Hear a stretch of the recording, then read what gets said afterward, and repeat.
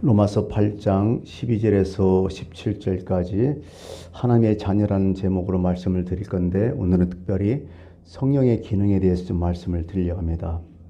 먼저 오늘 나오는 말씀이 양자라는 얘기가 나와요. 양자는 뭘까?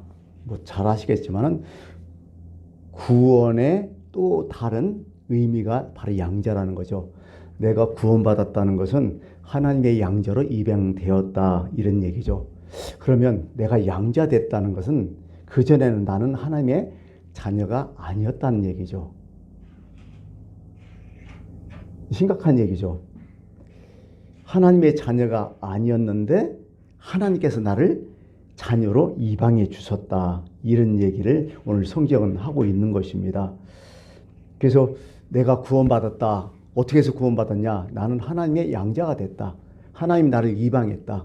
그분의 나는 자녀다. 그래서 나는 하늘나라에 갈 수 있다. 이렇게 하면 딱 맞는 얘기죠.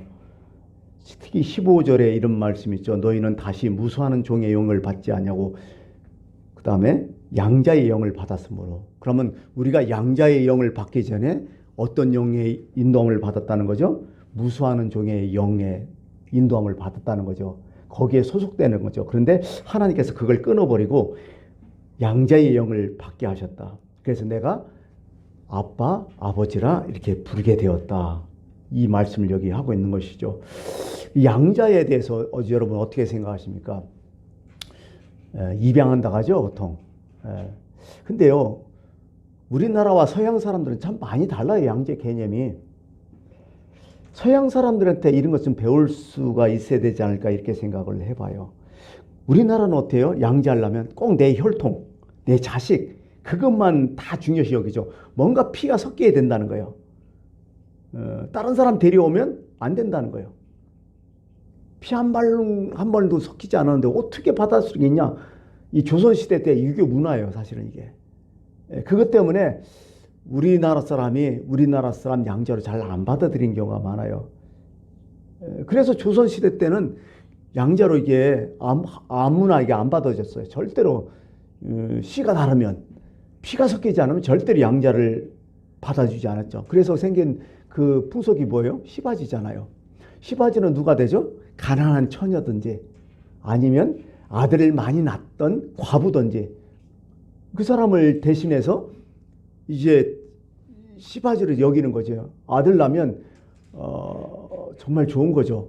그래가지고 돈을 많이 주고 보냈잖아요. 또 애가 이제 젖을 먹을 때까지 키우고 그 엄마 되는 사람은 딴 데로 아예 보내버리고 그렇게 얘기했잖아요. 그것도 안 되면 어떻게 돼요? 같은 형제, 남자 형제 중에 핏줄이 있잖아요. 거기서 많은 형제 중에 한 명을 어디에 입적을 시켜버리죠. 이 족보에. 그래가지고 또 그 집에 가문을 잇게 하고. 왜 그래요? 다 이거? 그놈의 조상 제사 때문에. 제사 지내려고. 죽으면 제사 지낼 사람 없으면 큰일 난다, 이런 생각을 했죠. 여자들은 제사 지내면 절대로 안 된다. 남자들만 해야 된다. 이게 조선시대였거든요. 서양 사람들은 절대로 그렇지 않아요. 내가 책을 쭉 읽어보니까요. 서양 사람들은 그냥 핏줄하고 관계없어. 그냥 외국 아이들을 참 많이 받아들이더라고요. 물론 그 중에 나쁜 부모가 있어서 고생하는 그 양자들도 있지만 대부분 좋은 집안, 참 선량한 그런 분들한테 입양돼서 훌륭하게 잘 키우는 것이 참 많이 있잖아요. 여러분 영화 배너에 보면 배너가 나중에 보던 일이 있어가지고 노예가 됐잖아요. 그리고 노예선, 전투함이죠. 갤리선이라는데 거기에 노를 젓는 노예가 돼버리잖아. 밑장에 내려와서.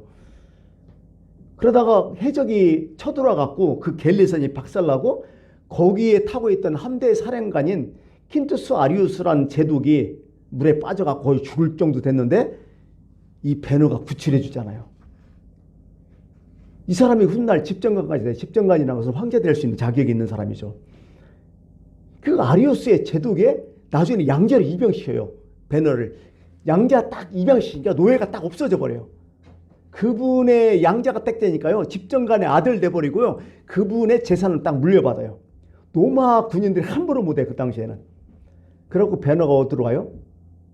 다시 유대로 오잖아요. 왜? 그 전에 그 원수 있었잖아. 자기 친구. 그 원수를 갚으려고 오잖아요. 자기가 양자 되니까요. 로마 고위 관직의 집정관의 아들이고 재산이 있으니까 아무도 총독도 어떻게 못하는 거야. 이게 양자였어요. 대단한 권세를 누리는 거 양자 딱 돼버리면. 옛날에 거지든 노예든 상관 안 했어요. 누가 나를 양자 딱 입혔으면 옛날 과거 없어져 버려. 그냥 그 순간부터 그 집안의 자식으로 그냥 돼버리는 거예요. 대단한 거지 양자가. 그런 거 보면.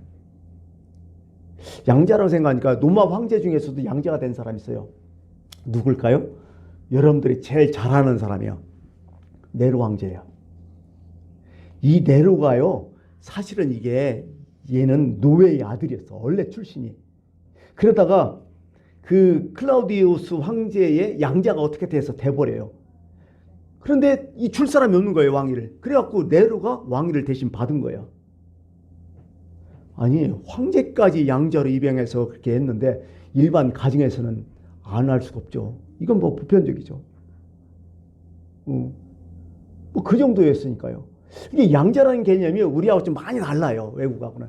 이게 어떻게 보면 하나님의 내가 양자로 입적됐다는 것은 과거 없어져요. 그 즉시 하나님의 진짜 아들 돼버리는 거야. 과거 묻지도 않아요. 모든 혜택, 모든 권한, 모든 재산 다 갖고 있어요.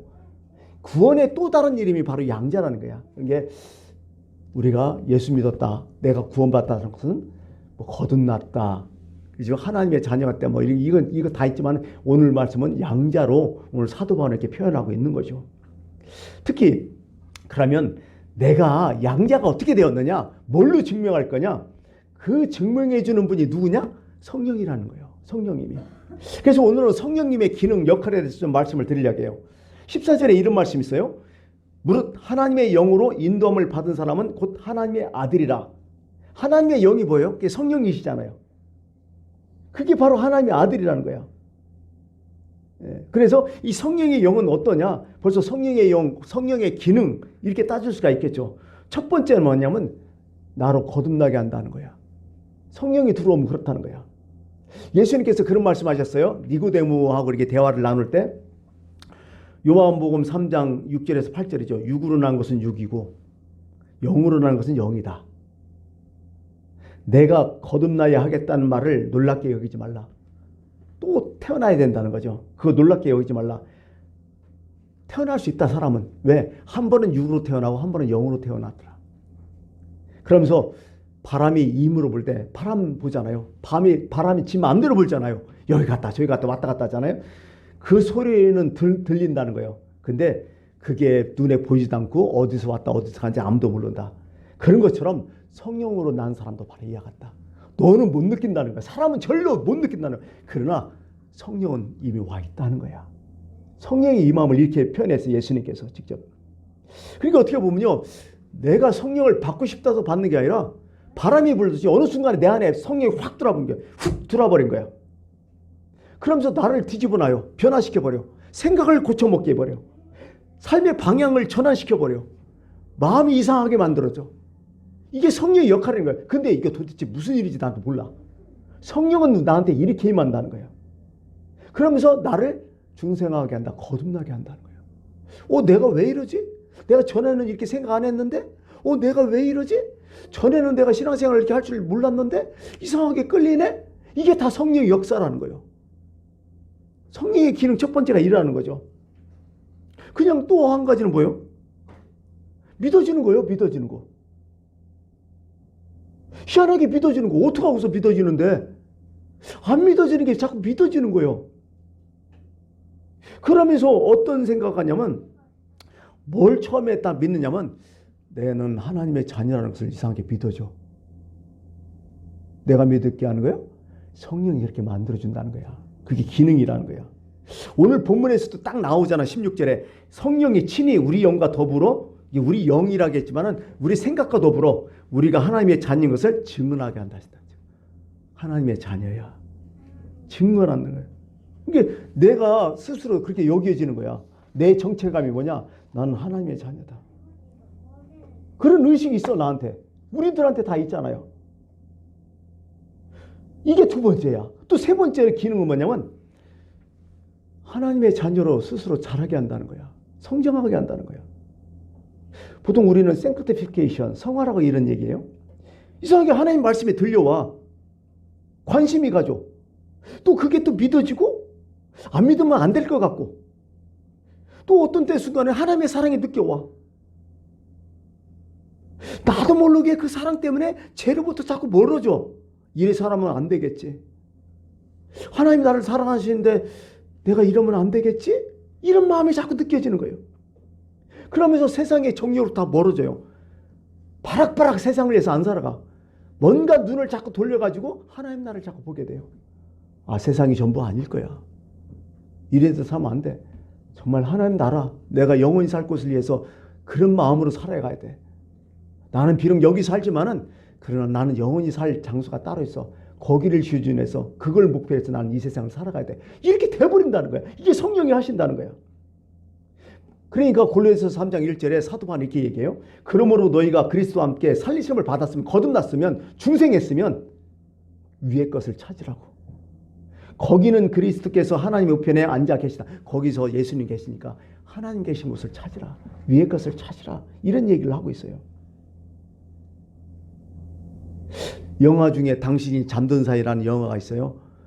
그 생각하면서 성령도 이렇게 되는구나. 내가 잠든 사이 성령이 들어와 버린 거야. 이전과 이유가 좀 달라요. 마치 입맛이 변하는 것 같아. 나이 먹고. 그전에는 이게 좋았는데 나이 먹을수록 이게 좋다는 거야. 그리고 또 한 가지는 사랑하는 사람이 있으면 입맛도 따라가잖아. 하나님을 자꾸 사랑하게 되니까요. 하나님이 좋아하는 것을 자꾸 따라가게 돼. 은근슬쩍. 그분에 자꾸 기준을 맞춰요. 그분이 뭘 좋아하실까? 그분이 이거 좋아하실 거야. 이렇게 하는 걸 원하실 거야. 자꾸 거기에 맞춰도 된다는 거야. 누가 이렇게 하는 거야? 내 안에서? 성령께서 하신다는 거야. 이게 성령의 기능이라는 거죠. 아까 얘기했듯이 이걸 성화라고 얘기해요.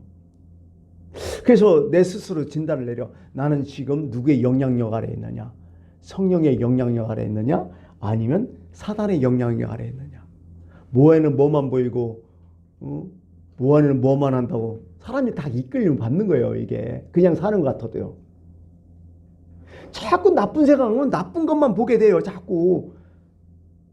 근데 자꾸 좋은 생각, 하나님의 뜻을 하면 자꾸 그 생각만 보게 돼. 이 마음 자체가 벌써 달라져요. 성령이 내 주인 되니까 그래요. 주인 되니까 뭐예요? 주인 눈치 보잖아.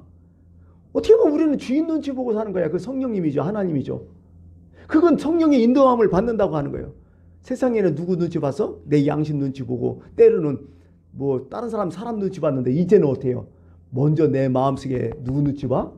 하나님 눈치 보잖아. 요셉이 그 보디발의 아내가 그렇게 유혹했을 때 뭐라고 해요? 다른 사람한테는 다 보지 않지만 하나님 보신다고 하잖아. 하나님 때문에 못하는 거예요. 그러고 거듭 먹고 뛰쳐나가 버리잖아요. 그렇게 되어버리는 거예요. 이게. 그게 성령의 역할이라는 거죠. 성령에 이끌린다는 말씀을 쓰죠.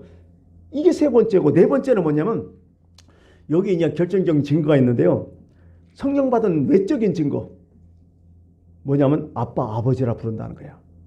15절 너희는 다시 무수하는 종의 영을 받지 않았고 양자의 영을 받았으므로 우리가 아빠 아버지라 부르짖는다. 아빠라는 것은 아람어고요. 아버지는 헬라어로 해석됐어요. 아바 아버지 이렇게 했잖아. 아바가 아람어로 아빠. 아람어 여러분 아시잖아요. 유대인들이 못 배운 유대인들, 글을 모르고 아무것도 모르는 유대인들이 시장 언어, 시장에서 막 쓰는 언어가 아람어였어. 그 당시 아랍이 아니라 아람어였어요. 이 신약 성경은 뭘로 써 있어? 아람어. 이게 신약 성경이 아람어가 아니라 참 그 헬라어로 물론 나중에 써 있지만은 신약 성경에서 나오는 예수님의 모든 비유라든지 모든 교훈은 뭘로 얘기하셨어요? 예수님이 히브리어 헬라어로 얘기 안 하셨어요. 다 뭘로 했어요? 아람어로 다 얘기했어요. 그 언어예요. 그 언어. 아빠 아버지라 부르짖는다.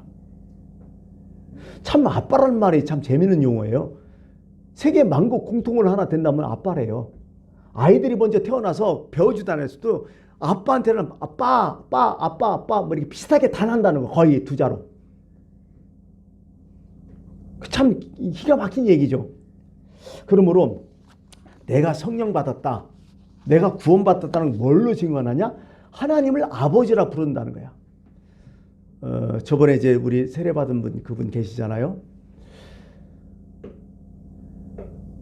그분이 그렇게 얘기해요. 내가 구원받는 거 어떻게 알아요? 그래서 내가 한마디 했죠.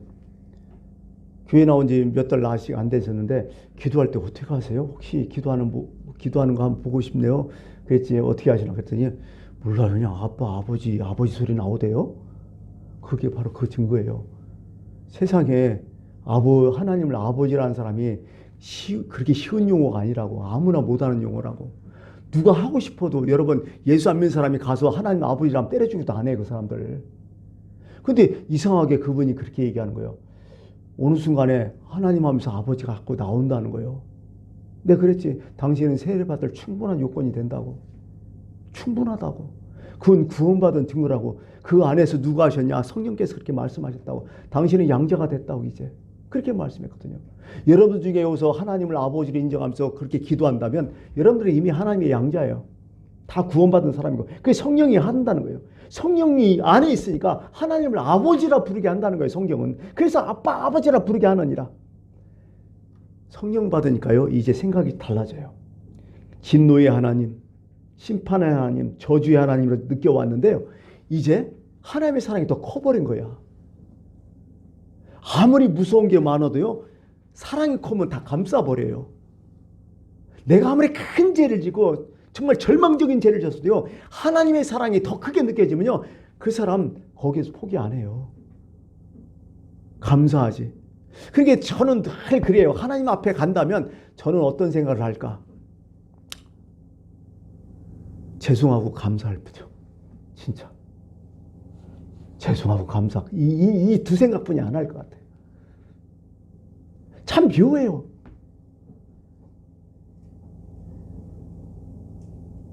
재미난 거 알려드릴까요? 며칠 전에 꿈을 꿨어요. 어떤 꿈이었냐면 마지막 절망적이고 이제 나는 죽었구나 했을 때 그런 꿈이야. 아, 나는 죽는구나. 그런 꿈을 꿨다니까요. 그래서 마지막 내가 기도를 뭘로 한 것 같아요? 한 가지야. 하나님 나를 용서해 주십시오. 불쌍히 여기십시오. 그렇게 하고 딱 깼어. 그럴 것 같아. 하나님 앞에 가면. 용서와 불쌍히 여겨달라는 거 딱 두 마디 할 것 같아. 내가 뭐 목회했고 어떤 일을 했고 그 의미 하나도 없어. 그냥 하나님과 1대1 딱 쓸 때는 그 나라 갈 때는 용서를 빌고 하나님 죄송합니다. 또 한 가지는 하나님 나를 불쌍히 여겨주세요. 그러고 주님 앞에 갔으면 그 앞에서 뭐예요? 죄송하고 감사하고 이 말뿐이 안 들 것 같아요. 그럴 것 같아 이게. 하나님 사랑이 너무 큰 거야. 성령은요 우리의 증인이야. 16절 성령이 친히 우리 영과 더불어 우리가 하나님의 자녀인 것을 증언하신다. 증명하신다. 이런 얘기죠. 이스라엘 그 구전 전설이 오랫동안 내려온 전설에 어떤 얘기가 있냐면요.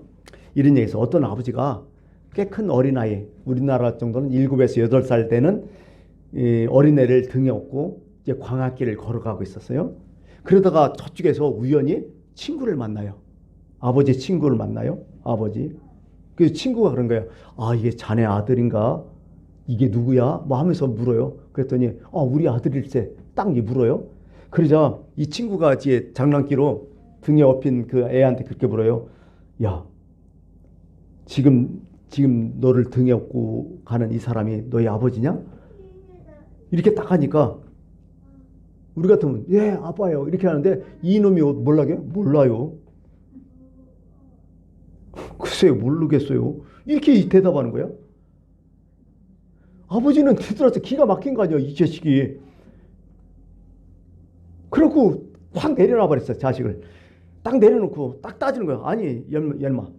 내가 네 아버지가 아니라고? 또 무슨 소리 하는 거야, 이놈 새끼야. 근데 아이는 그때 되면 아니요, 아버지 할 것 같은데 이 새끼가 또 우겨 계속. 뭐라고 우겨? 어떻게 당신이 내 아버지냐고. 그렇지. 아버지가 그래. 내가 너 지금 너 먹여주고 키웠잖아. 그렇죠. 먹여주고 키웠다고 우리 아버지예요? 아버지가 화가 나갖고 게다가 임마 너 가르쳐주고 임마 응? 지금 너 옷 사주고 내가 너 업고 다녔잖아. 그래도 네 아버지 아니야? 딱 물으니까 이놈이 한다는 얘기가 뭔 줄 알아요? 그거야 종들도 할 수 있고 다른 사람도 할 수 있는 일인데 그거 가지고 어떻게 우리 아버지라고 얘기해요? 기가 막힐 놈도 아니야. 이거 어떡하겠어? 어떻게 이해를 해 이거? 안 믿어지는데. 이 전설처럼 내리는 우화인데요. 사실은 그 안에 어떤 배경이냐면 이스라엘 백성들이 애굽에서 종살이 했잖아요. 종살이 해갖고 해방시켜서 이제 홍해를 건너서 이제 광야 생활을 하고 딱 끌어 나오는데 그 와중에서는 하나님을 아버지라 인정하는 부류가 있었어. 도저히 못 믿겠다. 이건 하나님 역사가 아니다 하면서 못 믿겠다. 하나님 참 기가 막히는 거지. 그래서 이게 나타난 어떤 배경이 있어요. 이런 우화가. 참 답답하죠. 아들과 아버지의 대화. 안 봤는데 어떻게 알아. 근데 정말 이 사람이 너희 아버지라 증명해 줄 사람 딱 한 사람 있어. 누굴까? 그 집에 산 엄마야 사실은요. 엄마가 증명해 주는 거예요. 엄마가 하늘이 툭 날 있어도 야 엄마 그분이 너희 아버지야 이렇게 하면 확실한 거야 사실은 이게. 그 역사처럼 서양 18세기 역사를 쭉 보니까요. 옛날에는 유럽에서 이게 이혼 문화가 아주 성행했어요. 이 성적도 막 많이 타락했고. 그 상당수 어린아이들이요. 자기가 같이 아버지하고 가족을 이루며 살고 있지만은요. 그 아버지가 아버지를 여기지 않았대. 믿지를 않았대 애들이. 왜? 엄마가 이 남자 저 남자 같이 산 걸 아니까. 이게 같이 살아도 아버지라도 믿지를 않았다는 거야 애들이. 친아버지라고 여기지 않았던 거예요. 의심했다는 거예요. 근데 그 당시에 정말 너희 친아버지다 가르쳐 준 사람 누구냐면 엄마였다는 거야. 엄마는 알잖아요. 응? 네가 어떤 남자의 시인지 네가 진짜 친아버지인지 그때 엄마가 인정하면 그걸 인정했다는 얘기죠. 바로 이런 거예요. 성령이 뭐 이거 비슷해서 좀 그런 용어를 썼지만은 하여간 성령은 우리의 증명서야. 증명을 해준다는 거야. 성령이 이런 역할을 하셔요. 성령이 아니고 누구든지 하나님 아버지라고 못 불러요. 믿지를 못해요. 오늘 성령의 기능에 대해서 쭉 말씀했습니다. 그 성령을 주신 분, 그분이 바로 우리 하나님의 아버지라는 거. 여러분 꼭 기억하시면서 이 말씀에 은혜가 있었으면 좋겠습니다. 기도하겠습니다.